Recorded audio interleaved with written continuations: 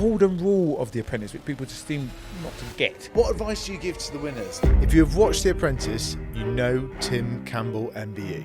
I can feel what's coming now, do you know what I mean? He's not only Lord Sugar's right-hand man, You don't get to be a billionaire by accident, right? but he also won the very first series 20 years ago. I think I made it up as I went along. I had an excuse. I was on the first one. He shares the inside scoop on what it's like to work with Alan Sugar The thing that people don't really know about Lord Sugar or don't anticipate, he's an amazing... and some of the secrets and techniques that are hidden in plain sight. Don't talk, don't stand up, don't make lots of noise. I've got to kill them. I've got to batter them down and give them nothing. Make sure you subscribe so we can continue to get bigger and bigger guests.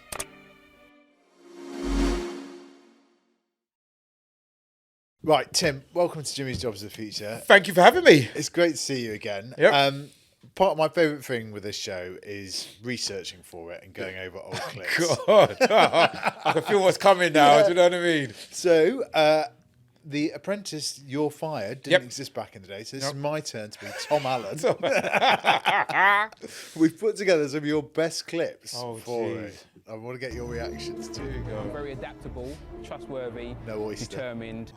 I should have gone to Specsavers for a beginning. Look at that. What was going on? I looked at that too. We were saying you hadn't aged. Oh, listen, that's very flattering of you, but I definitely have. Your first task is to devise a name for your company. You must also select a project manager. My office 20 phone will years serve ago, as you know, a Jimmy. signed- 20 years. What sets us apart from the women? Our testicles. I obviously am here all week. My fellow apprentices will get to know me as a very nice, likeable, personable kind of guy. But they Look at the should tie, be look at the aware tie properly. underneath What everything was that? here is somebody who is dogged and determined. I and think that was uses That's like a what triple they Windsor. want. What's going on? When it's I think that was the fashion back then. I don't know if it was, you know. I think I made it up as I went along. But what was it like? What's it like watching that back and sort of... It's amazing how quickly time has flown. Because actually, I still, in my head, I'm probably that young in my mind. Yeah. My wife will probably agree in terms of my maturity levels. But that back then, I had no fear, and I was going into an opportunity which I thought was going to change the world, right? Yeah. In terms from the perspective of your pod, the world has changed massively in that time. In terms of when you thought, back then, I was working for the public sector. I'd entered a competition to win £100,000, which was transformational and still is for many people. Yeah. But I had no concept of the world of entrepreneurialism, how technology was going to advance in terms of the way it is. Look at robotics now, the ESG agenda. None of those stuffs were relevant. So what made you apply? Because and also, what was your job? Because you were a manager at TfL. Yeah. What did that involve? So I was working at Transport for London. I was at the head office in Petit France. I just finished my degree, not long before that, psychology from Middlesex University. My mum was ecstatically happy, so she faxed it to everyone in Jamaica, so that was always good. But it was more so, I'd entered into the world of public sector with the ambition to help London run more efficiently. I bought into the whole marketing credentials, and I went into an institution which was all about, you've got to earn your stripes around here.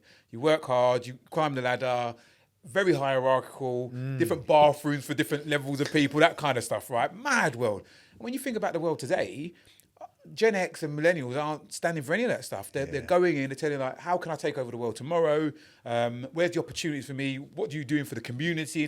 I had no concept of all of that stuff. So in one way, I was incredibly naive. And I think that was a positive thing because otherwise I probably wouldn't have done it and gone in through the process. But also, I was full of optimism. I don't see as much of that optimism when I speak to young people now.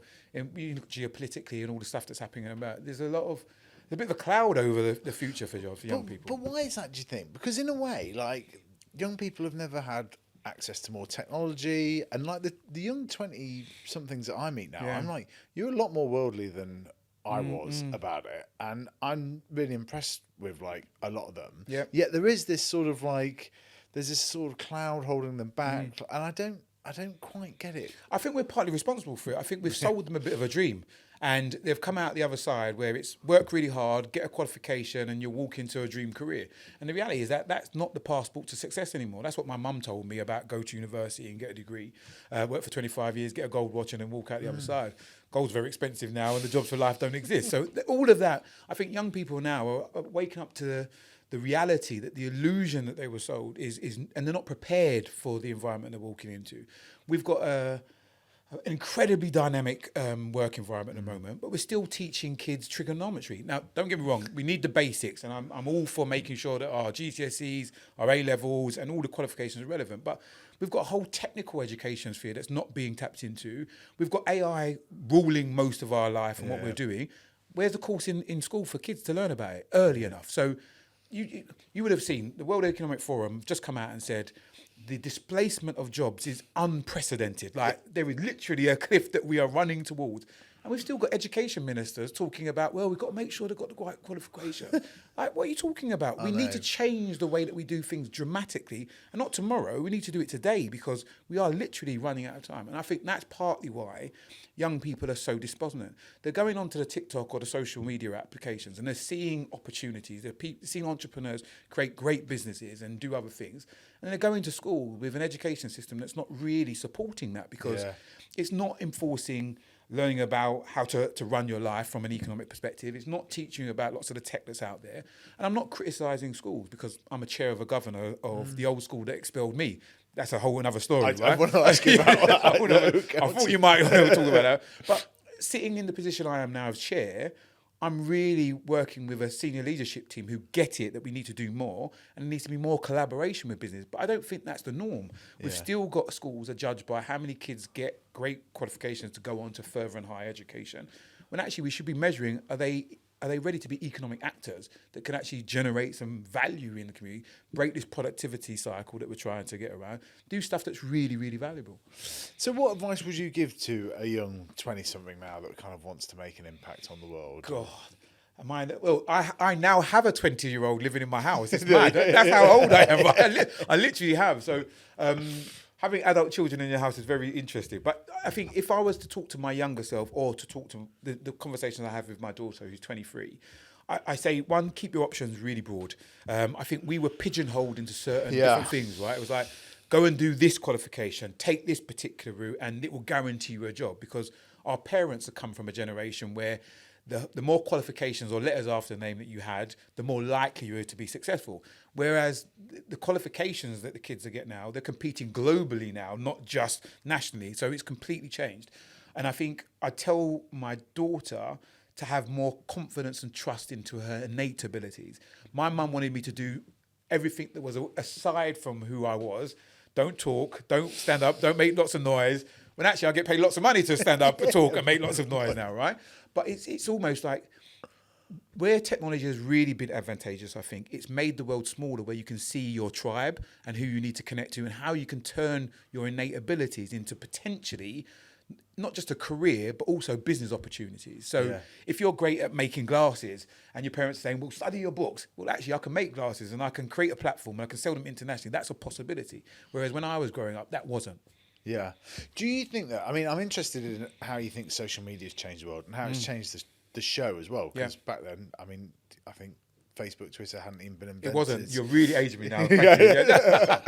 But I sometimes worry that people now, if they wanted to be a glassmaker to run with that, like they'd have an Instagram account and they'd do it on the side. And that's great in some ways. But if you want to do business, you want to do entrepreneurship, you kind of do have to go all in a bit on it. I 100% agree. I think you do have to completely block out everything. You've had some amazing people on the pod, like Tim Armu and others who have done fantastic stuff, right? Like he's amazing.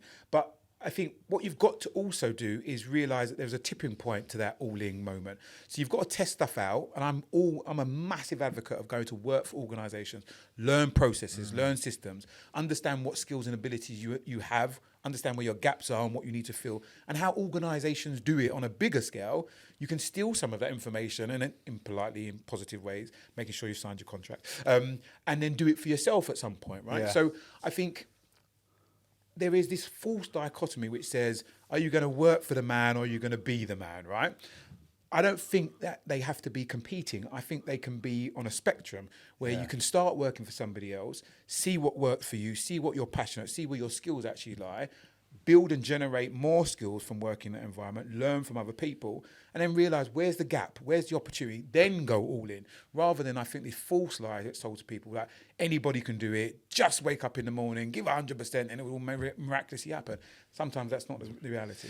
What did you learn from those first couple of years working for Lord Sugar? My gosh. Firstly, I learned the power in people. The thing that people don't really know about Lord Sugar or don't anticipate, he's an amazing manager of talent. Because when you think about an entrepreneur who has grown a business at one point which was bigger than IBM in London, in the UK, and then to carry on being successful over a 30-year period before selling it for a lot of money and then continuing to be successful, you don't get to be a billionaire by accident, right? Yeah. And I think the things that he was brilliant at was putting people in the right place, identifying talent and amplifying it, just letting them get on with it. So not surrounding them with 20 million tasks, just giving them one task to do brilliantly and rewarding them as a result of that. Having worked with brilliant entrepreneurs like Rosaline Blair and others, I've seen that same talent about spotting people who are good and putting them in the right place to produce maximum value is their skill. That's the thing. It's about not thinking they have to do it all by themselves, but finding great people where they can take the risk and remove the risk from everybody else. In addition to that, he understands how to spot holes in things. His ability to look at something and say where it's not going to work is actually how he builds up really robust business models. Because if he can spot a hole in it, it's not good enough, fill the hole, then you've got a robust thing off the other side. And I think he's never forgotten the value of making a £5. It's never been about big multi-million pound deals. It's been like, okay, where's the margin in this? How are we producing value? Who's our customer? Really simple things, and just making the simple things automatic almost. So that's what working for him was like an MBA in real life. It was unbelievable. I went to LBS, I did the whole stuff around there, but actually working for him for 2 years completely transformed my world around what was possible, how you could get the most out of people, and how you could sell. He's a brilliant salesman. What did you do at LBS? So I did a finance qualification. Okay. Yeah. And so how do you make of what the show's changed? What persuaded you to kind of go back, and what was that sort of phone call like? I think the show has to grow, because over 20 years you don't want it to be the same, otherwise it'll be stagnant and no one will be interested. And given that we get over 6 million people watching it, it's got some legs, right? The BBC love it, and I think because he's at the centre of it, it's really grown where it is. I think what's changed though is obviously the way that he finds his new apprentices. It's no longer just a job. It's actually you come with an idea and I'll invest into it. So that whole world of investing, of angel investing or VC stuff was never really the case when I was growing up. And it's grown significantly, hence why he's taken that attitude.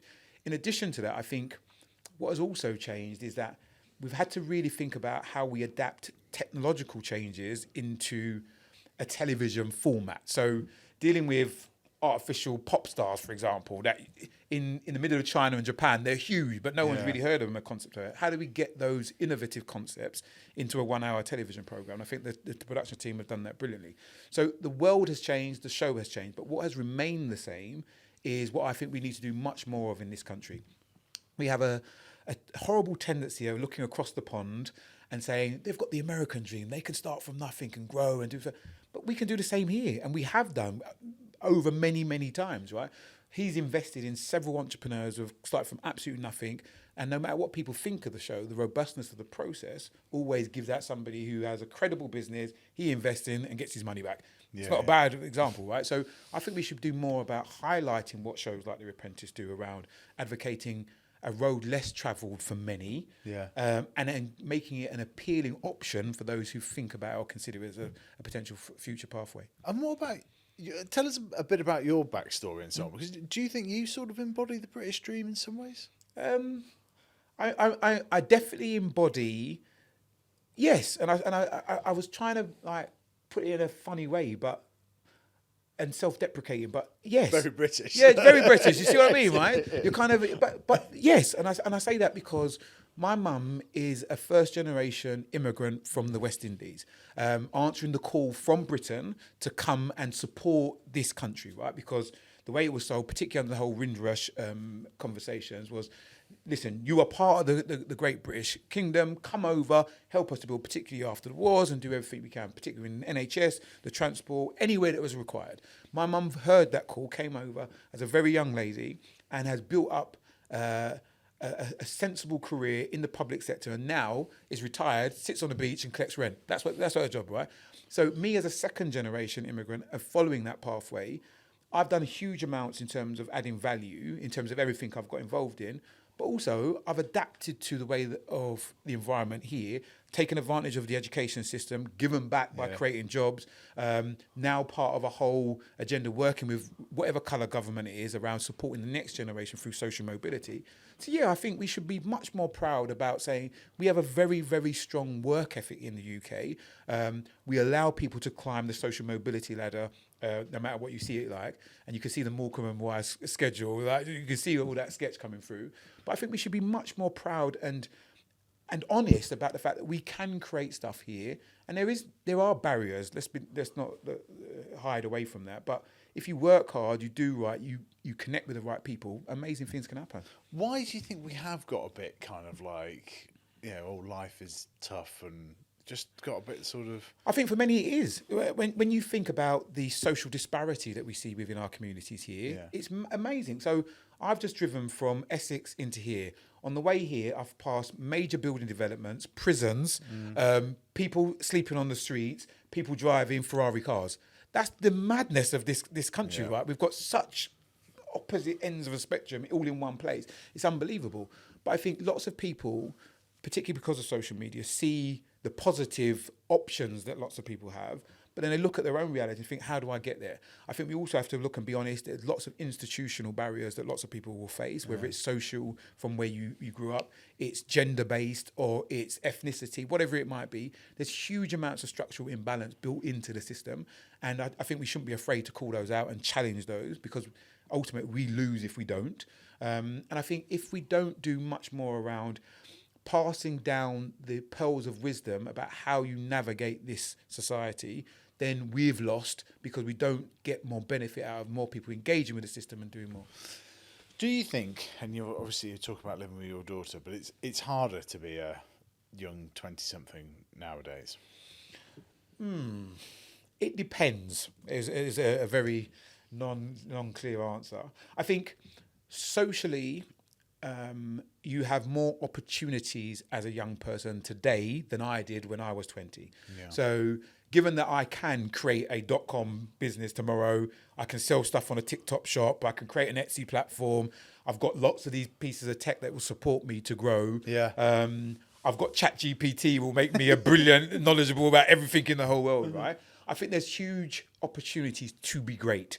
At the same time, I think there's additional pressures that I didn't have as a young person that can hamper all that stuff. So the pressure I see on young people to perform, to be seen as performing, and to keep up an active external position about how great they are, how great their lives are, that's massively hard. I'm really fortunate that Facebook didn't exist when I was alive, because I would have probably not been speaking to you on this podcast, right? So nothing was captured in terms of what I do. But for my son, who's 15 now, every aspect of his life will be captured in some way for a data point somewhere. Yeah. And that's incredibly scary for me as a kid who used to disappear out of my house in the morning, run around, come back for lunch, disappear again and come back for dinner. And no one knew what the hell we were doing in that period of time. Yeah. And that was okay. Whereas now, I want to know where my son is, because I track him on a Life 360 app. He can only have a certain amount of friends. See what I mean? So I think it's very different. So socially, I think there's huge opportunities. Mentally and physically, I think it's much harder for young kids now. Yeah, I think that's a good way of sort of talking about it, actually, like splitting it up with that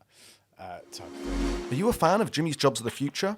Hi, I'm Sonny, one of the producers behind the show. Have you ever thought, my business deserves to be in the spotlight too? Well, you're not alone. Companies reach out to us all the time, asking us to create podcasts and digital video content for them.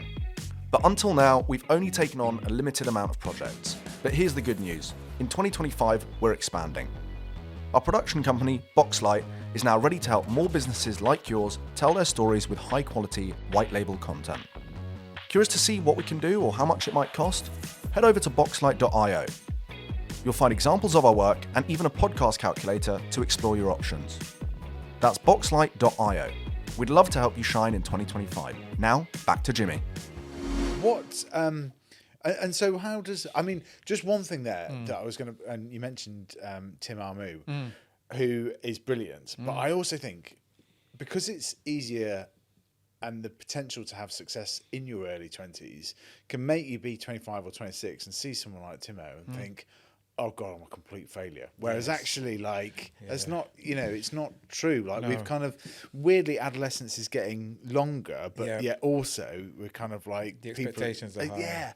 right. And you can sit there and think, at 25, 26, I'm going to amount to nothing. Like, look at these guys who made millions. You know, Steve Bartlett, Ben Francis as well, right? Like, in a way, they're great examples, standard bearers of what can be achieved. But at the same time as well, I think, you know, I wasn't really getting like anywhere by 24, 25. Like it just kind of makes me feel that people drives anxiety in 20 somethings. I think that there is that risk. I'd much rather have role models than not. Yeah. So I'd much rather have aspirational figures that people can look up to and see what's about. What I think we need to do, rather than trying to take those away, and I'm not saying that you were saying that, but what I think we need more. And they should be teachers, nurses, they should be doctors, lawyers, accountants. They should be a whole spectrum of people. And we've got to get rid of this thing where we see, and we always have done it, and we both play into it to a degree, where the person who has built something and created multiple millions of value is held up as this amazing person. When we look past the teacher who was fundamental in the journeys of probably millions of people being benefit, and we still pay them crap salaries, and we don't ever really reward them apart from giving them a little teacher's award or something else like that. So I think what we need to do is highlight more opportunities for people to be successful, and they don't have to all look with several zeros after them or running a company. I am very keen actually to speak to the head of Bromsgrove High, because they've had about like 5 or 6 great entrepreneurs come out of there. And I'm like, what do you do? What do you do? What's at in the water? Yeah, right. Like, but it's true, and there's sort of ecosystem, because it's right. We lionize entrepreneurs. Yep.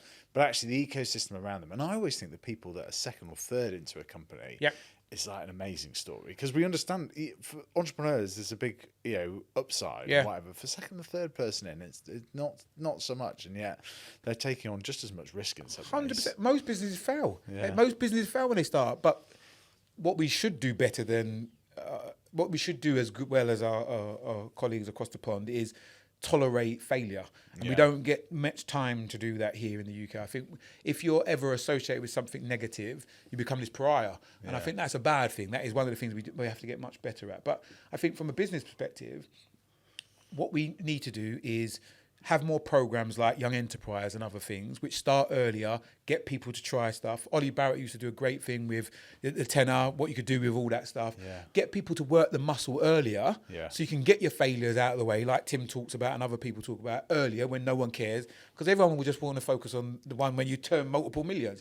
There are multiple other routes that people don't talk about. So there's a lot of people who go through a corporate career, go and get a great MBA or qualifications, whatever not, and then they go to a venture capital company who's looking for a prospective CEO. They buy the company, they put them in, and they're floated on top of a business which they've got 10, 20% of. They exit out of the side and they create huge amounts of wealth.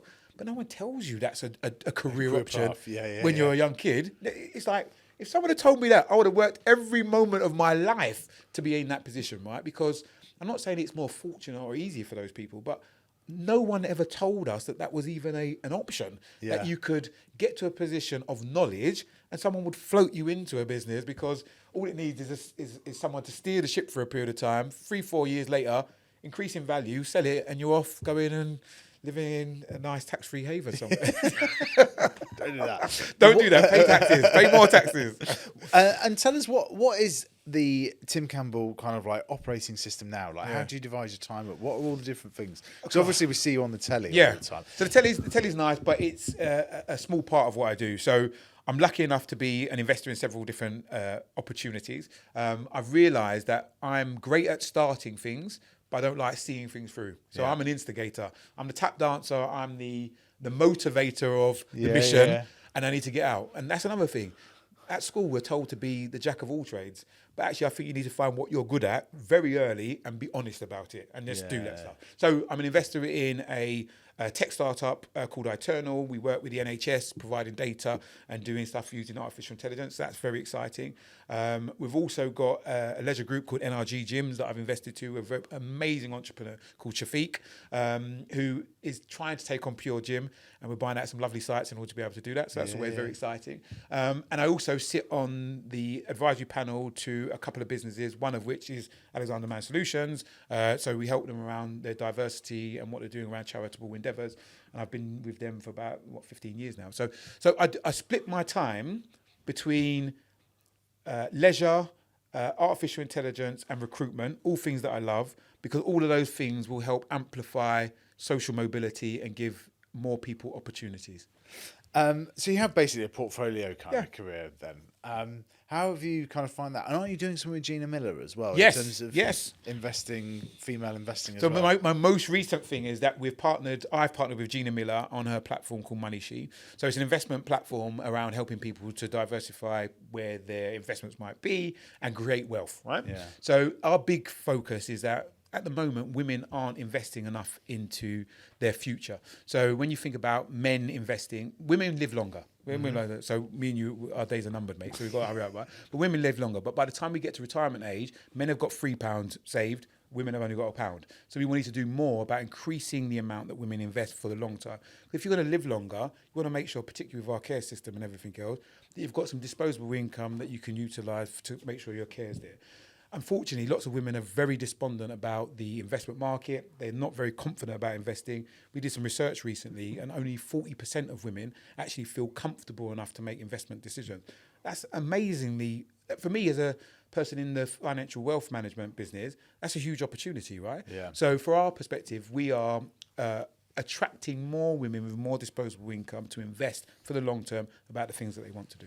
It's very interesting. We've done an episode with Eliza Philby, who is this generational historian, but she talks about how everyone knows there's about to be a great big wealth transfer from the boomers to the millennials and Gen Z. But actually, before that happens, is basically all the men are going to die. We were finished. All the men are going to die first, and it's going to be transferred to the women first. And it's a real sort of thing about then what they do with that money and whether they reinvest it or take on a new thing. I think the finance industry is really lacking in understanding the target market that they are missing out on at the moment, because to stick a pink banner on something or to get a woman leader come in to do a couple of talks is not really talking to women now who are incredibly savvy, have, as you say, the transference of wealth, making all the money decisions within most households. For example, in my household, all of our assets are in my wife's name. She is in control of everything. So if I fall on a banana skin, you know what's happened, right? You know what's happened. But in all seriousness, is that there is a whole thing around safety for my wife. That was the big thing for her, right? So making sure that our investments are in the right place. We've done our wills. We know where all the stuff are, just in case anything happens to either of us, has been incredibly important for our relationship. Now, think about the amount of women who are stuck in relationships where they have no control over the money, what happens. And actually, for me, that's a form of financial abuse in lots of different situations. So we're just attracting as many different women to think about starting the conversation of one of the last taboos, which is about what have you done with your cash?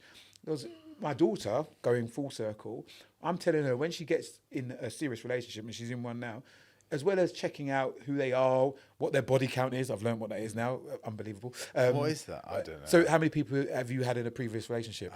Unbelievable. I thought you were a killer. You were a killer. Like, yeah, that's a good thing to check. But it's completely different, right?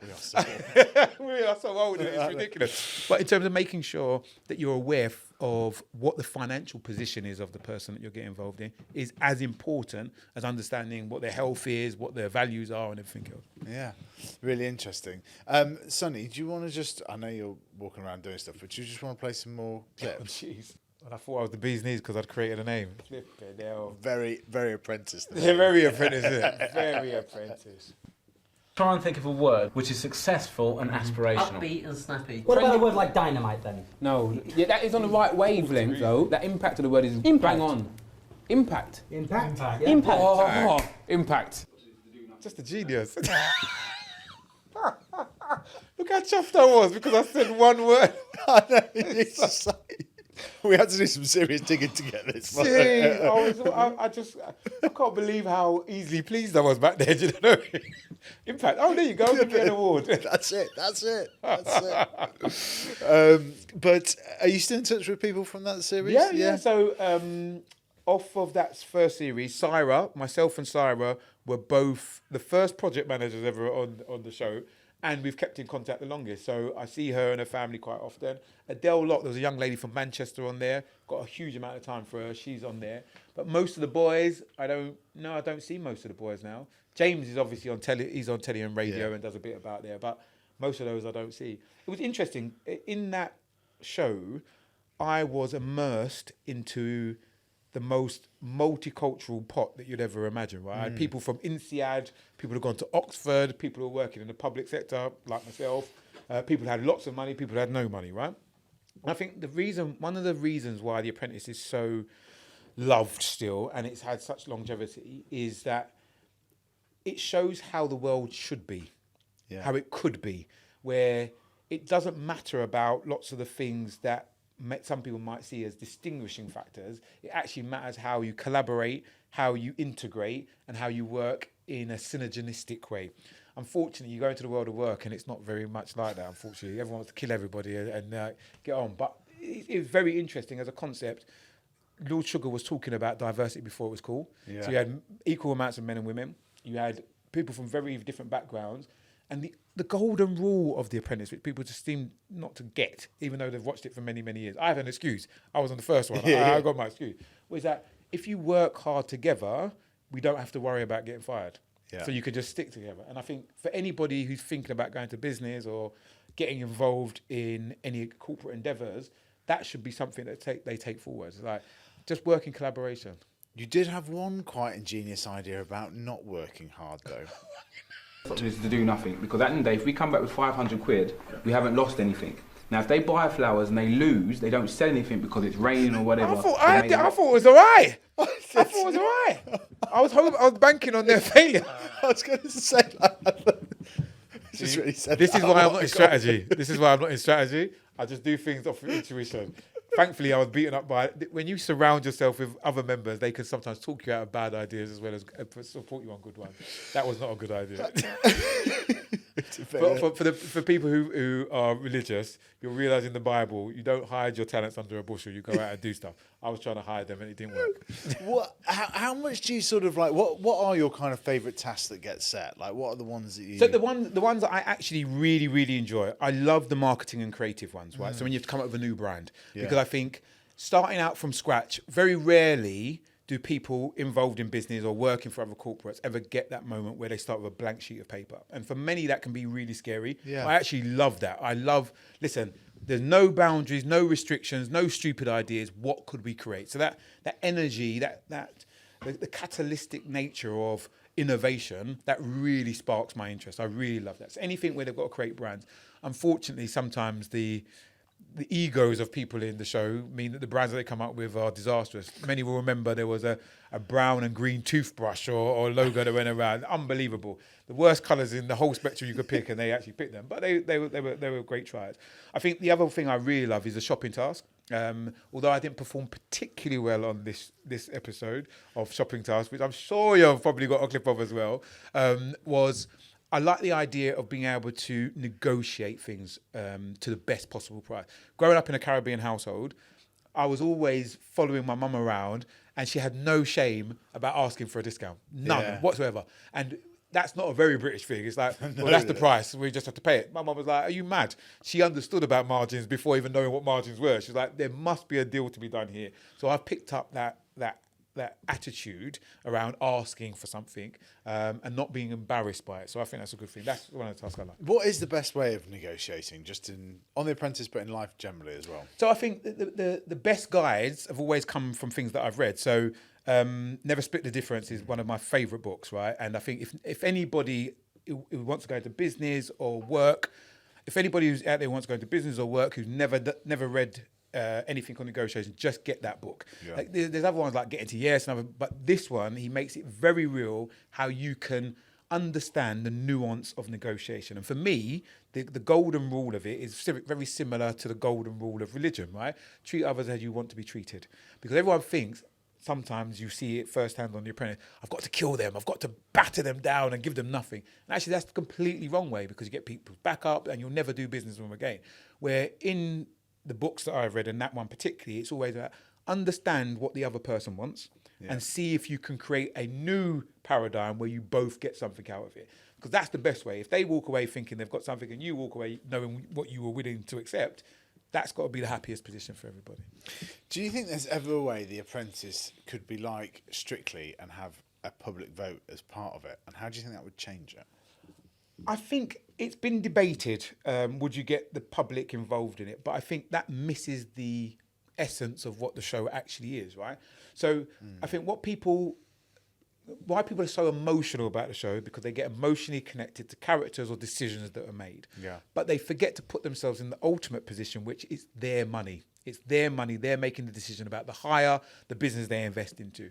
And there's no real science around that, because what Lord Sugar likes, right? And I think it goes back to this thing when we're talking about what's between what's the differences between generations, is that everybody kind of feels that everybody should win. Yeah. And that's not the way it works in the real world. I've been in like some quite interesting VC discussions. They are mercenaries. This is not like kumbaya and hug a tree kind of moment, right? It's like, okay, so what's going to be the best for our returns? How are we going to exit out of this? And where's the upside? So I think when we're looking at the show, if there was a public vote, it would bring the wrong characteristics into play, where it's about who do you like the best. And that's sometimes not the right decision. So at the moment, there's lots of figures who have been very successful at businesses, some businesses, who may not be the public persona number one at the moment. From an investor perspective, I'm thinking about the former rather than the latter sometimes. Yeah. And that's the reality of it. Do you want to play this bit of the negotiation or this bit of Lord? I just like this in terms of like, it's... What is this bit? So that's actually his office, the old office. Yeah, that's the real office. That is actually the real office. Candidates face a very different challenge. They've been called to Sir Alan's Business HQ for a briefing. You may be wondering what we're going to get up to today, and you may also be wondering about some of these new faces that you see here. God. Look at the mean squad. Yeah, no, literally arms folded, arms in front. And what's going to happen is that you lot are going to go through a gruelling interview. That was mad. So that was actually in Brentwood, in Essex, at his old head office before he sold the company. And that was a real scenario. So we walked up to this place and we're like, this is where we're actually going to be working if we get this. And when we walked in and saw those three candidates, we wondered if we were going to get shot because they looked so serious. It was unbelievable. But it was important, I think, for us to understand that he relied on trusted advisors to help inform his decision. That's a real thing, important thing for him, actually. How do you spot talent? What kind of interview questions do you like to ask? So I'm very much about... So I grew up in the world of HR. That's my first degree was in psychology. I went to work in human resources department. I was a graduate recruitment manager at Transport for London. I went on to do other stuff within the recruitment field, particularly around apprentices and apprenticeships. So I'm very much around situational examples of where you've really made a difference. Don't give me hypotheticals about what you would do and go out and tell me what's really been the fact in a particular scenario and what you did to contribute to success. So from that perspective, I'm always about, give me an example when you've done X. Tell me when you've done this. What was the outcome? What was your part to be here? What would you do differently? How would you change it, right? I think what I've learned subsequent to that is people like Alex Hormozy, do you know? Yeah, right? I think it's phenomenal in terms of his attitude to hiring talent is what I've adapted, is that I hire talent to solve problems. And lots of people hire talent for the wrong reasons. You get people in because you want to build a big kingdom. You want to have people that you can delegate bits of work you don't really like. Where Lord Sugar's, one of his best pieces of advice to me, he said, only hire people when you haven't got the time or you haven't got the skill. Otherwise, don't bring them on board. And if you can couple to that Alex's opinion of bring somebody on to solve a particular problem, and if they can't solve the problem, fire them. And it's really quick. Same way you have the attitude around failing fast in business, you should fail fast with hires. If you get the wrong hire in, they can really mess up the whole equilibrium of everything else. So hire for talent and for time, and make sure that they are solving a problem. If they can't solve it quickly because they lied or they didn't have the skills that you thought they had, get rid of them. It's so funny, like, being an entrepreneur now myself for 4 or 5 years, like all the cliches really come true that you heard about before you were there. But that one of like, you will fail to fire people, like you will hang on to people for too long, you will them to do well, because it's kind of like human nature, and you've made a bet on that person, so it's very hard. But it's because I think good leaders, and I think that's an attribute of a good leader, right? Is that a good leader will take it, what have I done to mess this up? Yes. What did I get wrong? Rather than just pushing all the blame on the person. It's like, I must have seen something. I can't have the wrong. There must be something that I've overlooking. But actually, if the information that you're getting, the data, so I love making decisions by data, the data is proving it's wrong, just split ways. And this is the problem. I think lots of leaders, whether it's in corporations or for their own businesses, they want to be friends with everybody. And you want to go in and you want everyone to love you, because it's an innate ability in all of us. We want to fill a void of being liked by everybody, right? But your job not to be liked, particularly when you're running a company. Your job is to maximize value. And that can be really hard, but you've got to have a sensible amount of distance between you and somebody else, because it's all well and good when everybody is making money, it's going right. But when it's not going right, you've got to be able to ask the hard questions and make the hard decisions. And if you've made this person your best friend, it makes it really hard to make bad decisions. Yeah. What was the first thing you ever did for money? First job? First job? Clean cookers in Canning Town.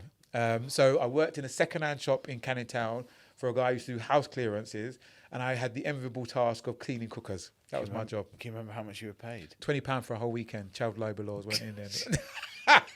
But I thought I was rich. I was I must have been 14, 15. Yeah. And I needed money to go to the cinema to watch Bill and Ted and whatever it was at the cinema those days, right? So I couldn't ask my mum for money, so I had to go and find a way to generate income.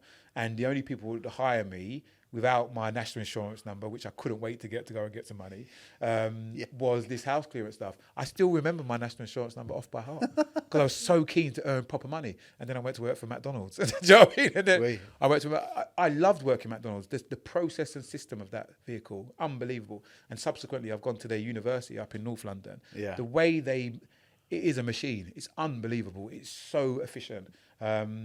But I went more for the free food than the process learning, shall we say. Well, we're trying to do a partnership with McDonald's at the moment, so that's great. Hey, we like that. Keep that one in. Keep that in. No, I think it's quite like, it's amazing those first jobs, what you learn from them. Yeah. And like McDonald's, like, I mean, you saw Trump doing it. It's clever. In the States, right? Like, listen, if the model works, you've had Timpson on, you've had so many different entrepreneurs. If the model works, it can be adapted. Yep. It can be applied to lots of different places. And I think, yes, lots of organisations could do better. But actually, if you take it down to the brass tacks of it, what is working? What we're seeing now is a great normalisation of what actually doesn't work on our high streets, because the world has moved so quickly. Lots of businesses haven't been quick enough to adapt, and they're getting left behind. And listen, I cried a tear when I couldn't get my pick and mix from Woolworths anymore. But essentially, immediately the next day, I was on a Google website and I could get it delivered to my house and I wouldn't have to move anywhere, right? So I think we just have to think about what models are standing the test of time and how can we use the new technology that's coming in to amplify those or take advantage of those. And I think there's never been a better opportunity to think about that. What do you think the future of the high street will look like? That's good sort I of... think what we've seen work so far, and hasn't been done very well by the likes of Amazon Fresh and others, is that you need a place where you can go and get the experiential piece about what you're engaging with, but you then need a really quick, efficient way for people to get it delivered to them, have a sensible return policy, and be able to see a vast array of stuff at the touch, a click of a button. The Amazon model has changed the whole world of engaging with products and buying stuff. So unless you've got something that allows people to do it quickly off the back of a phone and then have some way to make choices virtually, you're kind of going to get left behind. Yeah. So outside of a coffee shop, which you can't do virtually, not yet anyway. What kind of entrepreneurs have you seen coming up that have impressed you lately? I think the thing that's impressed me is the ones who are adapting to using artificial intelligence or automation in really efficient ways. Yeah. So the the path of an entrepreneur has never changed. So I set up a foundation not long after I left from Lord Sugar, where we invested in over 700 different companies, right? So we raised a good couple of million from corporate donors and others. And that was the Bright Ideas Trust. That was Bright right? Ideas Trust. So what we saw that worked really well was people who clearly understood that there was a problem that they had a solution for. It didn't have to be the best solution, but they had a clear articulation of what the solution was to a particular problem. The entrepreneurs I see coming up now who are being successful are ones who can break down the problem into individual bits and focus on one element that they can own and really be disruptive in. So whether it's the delivery process, whether it's the new one I want, I've just had my ACL done, right? I think there is a massive market around supporting people who have got knee injuries. So as with an Asian population, more people are going to have operations because we want to be stable. We're living longer. So I think there's a huge business or market in doing stuff around supporting people to live well after a knee operation. I now know I can get access to all the data. ChatGPT will give me all that stuff. I can automate a shop somehow. I can get items in. I can have affiliate partnerships with others. So I don't even have to retain any stock. So this is what I'm seeing now, is that those who can be agile in their thinking and not be restricted by thinking, how much money do I have in order to invest? It's like, how can I bootstrap this? How can I start now proving that there is a problem that I can solve and then build up from that particular point? How can you knee strap this? You heard it here first. Knee strap. We're going to pay it now, lad. Exactly. Knee strap your business. So did the Apprentice. Impact. You see how happy you got though? You see? That's what I mean. Exactly. You got that Alfred Stewart. You have been quite good at like like you say, you're an instigator, but you're also quite good at kind of like closing things down when they're not working. Yeah. That can sometimes be the hardest part of being an entrepreneur. I don't find it can be, yes. Because I think people, it's almost like having a child. You see this thing, you nurture it, and you're willing it to do well, right?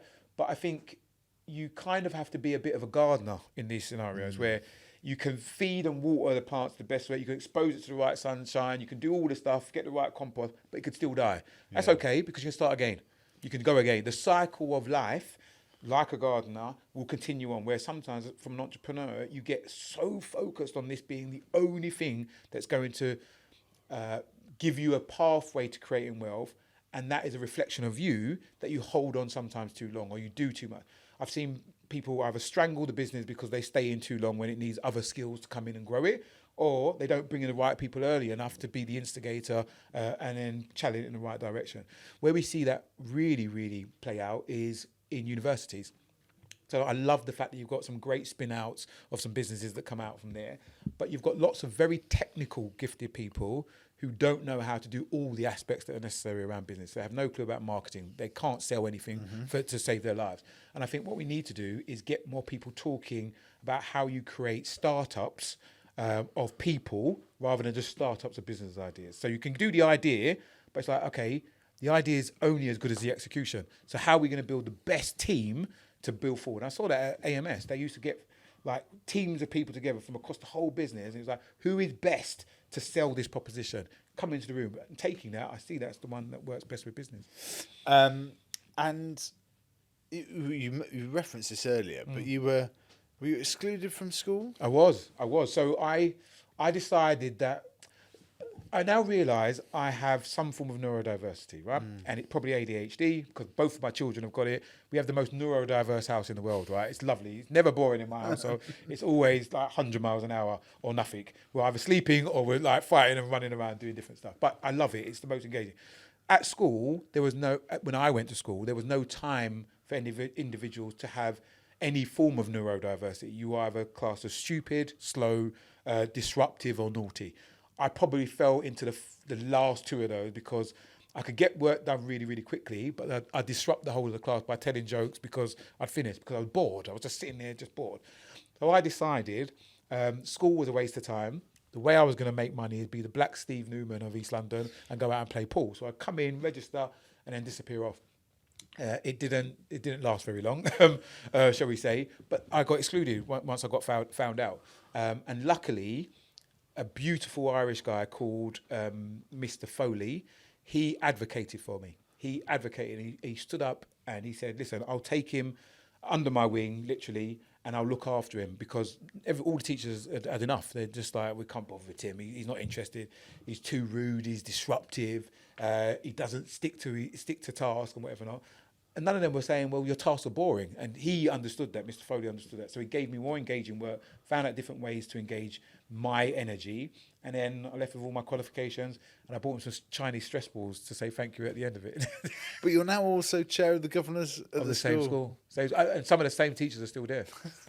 It's good that. I love them all, but it's quite nice to see how it can come full circle. But it's more important that I'm back in the education system. And a big plea I have, being part of the livery movement in London. So I'm a proud haberdasher and also a member of the grocers, is that I think we've got to do much more around getting individuals with skills and talents to go back into schools and sit on governor boards, right? The problem is schools are multi-million pound businesses. They're little small businesses, right? And they have a huge responsibility, and lots of people haven't got the time to do it on a voluntary basis. So I'd love the government to find some way, if they want an education system that works and needs positive governors, find a way to incentivise more people with skills to come back into education, because it's not a jolly where you're going to sit down and eat cucumber sandwiches. You've got to really drive a business alongside the head teacher and the SLT. What have you learnt about being neurodiverse? How's it made you a better entrepreneur? How do you harness it? I think what it's proved is that when I was growing up, I wished I didn't have it. So I always used to look over the fence and say, I wish I was like Johnny and Jennifer, who can just sit down and they're never in trouble. They can just do that all day long. And I spent most of my childhood wishing I was somebody else. I was something different. But I realise now I just needed to find my own lane. And the problem with the sausage machine of education is that there is no lane. It's just this way, and there's route one, and that's it. Whereas now, I lean more into who I am, and that actually is beneficial for me because it allows me to do the stuff that I get up to. And I just wish that we spent more time in telling people how what they have can be of value, rather than trying to get everybody to be good at everything. We should be okay with some people who are not very good at this, but are good at this, and let's double down on that, right? I'd love an education system that was much more focused on outputs of what we need, rather than a scorecard that we need to tick. And how have you found it having kids who are neurodiverse and so on? It's been. I phoned my mum. Not too long ago, and I was telling her all the stuff, and she said, "Well, welcome to my world," because she had 3 of us, and I think all of us had something or another, right? But I have a healthy appreciation of what she had to deal with, in terms of having very, very different children and a full-time job and doing other stuff. I think what I've learned having them in my household is that I'm lucky enough that I can respect who they are and give them the space to breathe, not rather than restricting them that they've got to follow this particular path. So I'm really fortunate. I don't take that for granted. I know that's not the case for everybody else. But I hope that we have much more investment in SEND at schools, because at the moment it's one of the most underinvested elements of school. And with more identification of differences of people, we need more support in schools to be able to provide that support to those who actually need it.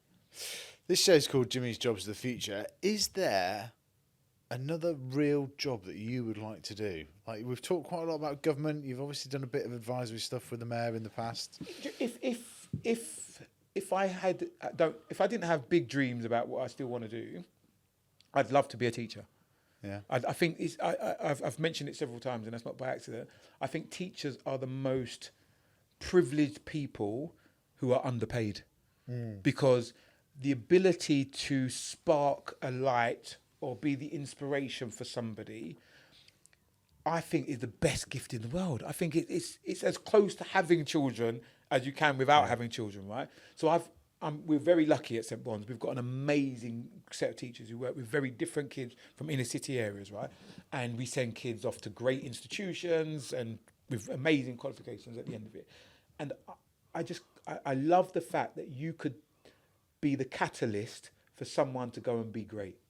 And that comes through you. So I'd love to be the cool teacher who rocks up and then teaches the kids, and they go off like Freedom Writers or some other like, Hollywood film, right? But I honestly believe in another world, I would love to have been a teacher. You say you've got like really big dreams. So what is it? What have you got? I mean, you won the show at 27, now 47, so still plenty left to go. Doesn't feel like it. What do you want to achieve? I think the thing I want to do on my bucket list of stuff, I want to open a martial arts club brand that's specifically focused on young people who are at the edges of society, because I think sport is a great normalizer for people, right? So at the moment, I'm heavily into Brazilian Jiu-Jitsu. That's why I got the injury, partly.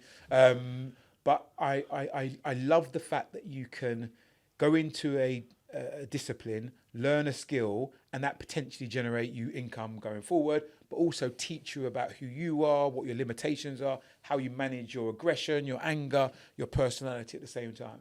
And I think if we had a different way of looking at people who are at the edges of society, rather than just an automatic position from failing at school, ending up in prison or on the dole, I think we could get more people engaged, because a lot of our success I've seen from you, from other people, you've got to have a confidence to do it.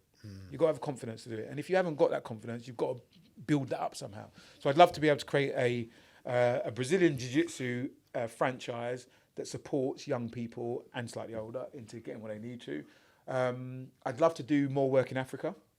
So a big agenda for me, I think in the whole world, you can see where the money is shifting, but more so I think the demographic shift in Africa and all the natural resources that they have there was a huge pull for me to do much more stuff in Africa.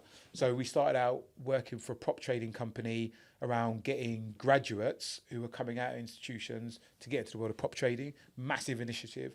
And when you think about the wage arbitrage involved in that and everything, you can see there's huge opportunities in Africa, particularly where most of the kids are under 30, hugely qualified, and we can do a lot of stuff there, right? So I think there's huge opportunities there. And then what else would I like to do? I don't know.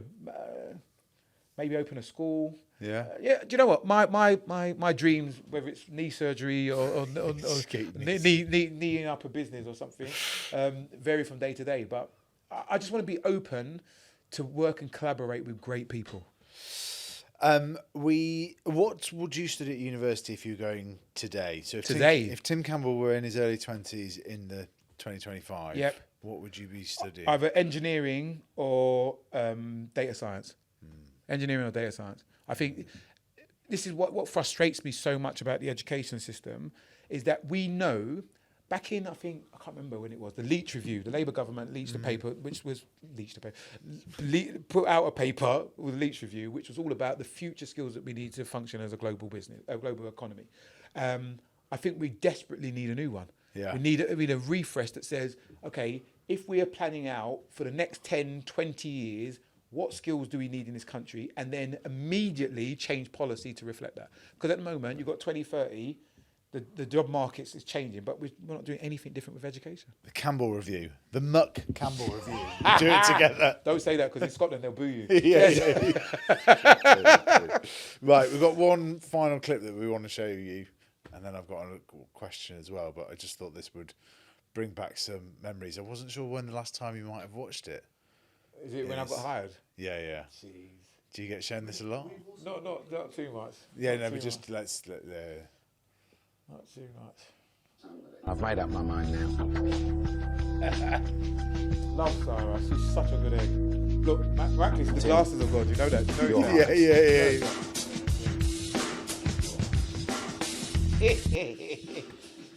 You know how happy my mum was? My mum was so happy. Is that what you thought? That's my wife there. I wasn't married then. I'm married now. Look at the shirt. Even the shirt's too big. Everything's too big. I bought all my clothes from Next for that. I remember that. That's Sarah.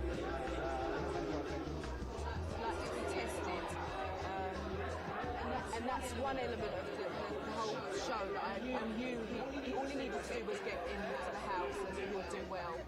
Bless her. Certainly, I'm really, really proud. Glasses again. The glasses again. I felt they make me look more intelligent. That's why I wore them. It's nuts. It's absolutely nuts. They were real glasses. I just didn't need to wear them all the time. Wow. Nuts. Absolutely nuts. Do you get advice on kind of what to wear and all that kind of No, stuff? you come in with all your own clothes. Oh, do you come you? in with Okay. all your own clothes. There's no wardrobe. There's no nothing. You come in with all your own clothes. And mine were all literally. I used to go to the next sale very early in the morning, queue up outside, waiting for the thing with you, and you'd piece together items. And then the items that were slightly too big but were cheap, I'd take them and get them tailored in. Oh, Nuts. Nuts. Nuts. What advice do you give to the winners now? Like, So the big advice now is that you're in a social media bubble. So the reality is the world's changed. When I won, we were on BBC Two, like 2 people watched or something, right? So it's very different now where we get tens of millions of people who watch this, and these people are flung into this media circus, and it's a lot, right? So there's a huge amount of duty of care around them. The BBC provide, and the television production company Naked provide a huge amount of support, which I think is really good. My big piece of advice for everybody who comes through, I say to all of them, is that just control the controllables. Focus on how this is going to amplify your business rather than your personality. Because if you focus on your business, which you went in for, people can criticize whether the business model is right or wrong, but you can move on to the next one. If you do it all about you, they'll be pointing the finger at you and coming for you. So it's the ability to separate out your personal persona from this public persona and protect yourself a little bit. amazing. Right. Well, this is a real sign of your kind of notoriety. We work obviously in an office with other teams and other people. Yeah. We've had people that have come in here that are worth billions. We've had William Hague come in. We've had Lionel Barber. Yeah. They've not been interested in meeting any of them. They are desperate for a picture with Tim Campbell. So, like, I promise we've got to go and do that. But, I'll like, take that. That's not my ego. No harm at all. Thanks so much for coming on. Thank again. you, brother family. And then the last thing is, if we get 1,000 likes on this episode, do you reckon we can do a repeat episode in the Bridge Cafe? And the Bridge Caf. do it. Yeah. If you get, we'll do it in the cafe. We'll find the caf. That is fun. Yeah. I have got it saved to go. Cool.